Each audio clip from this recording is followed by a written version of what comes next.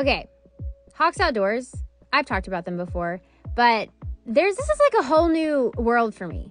Overlanding is like the coolest thing ever because, I'm not going to go camping and sleep on a hard ground. No, I will have a very nice trailer with a padded mattress above the ground. So that way I'm not going to get eaten by a bear or a snake's not going to slither in my tent and choke me to death. Those are the fears that I have, and that's why I don't camp. But I am going to get into overlanding. Oh, there's a stun gun for a bear, just in case, because the sticks clinking together like Parent Trap doesn't work, clearly.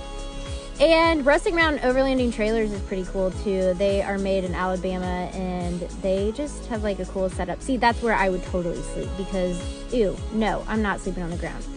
This one's cool. I can't remember the name of it, but they have kind of more of a seating area and this weird, like,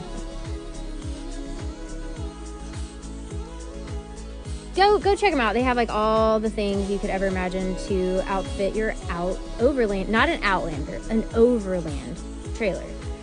And cute dog too. Okay, KK, what's up? You ready to go? I love you. Okay, well, go check them out.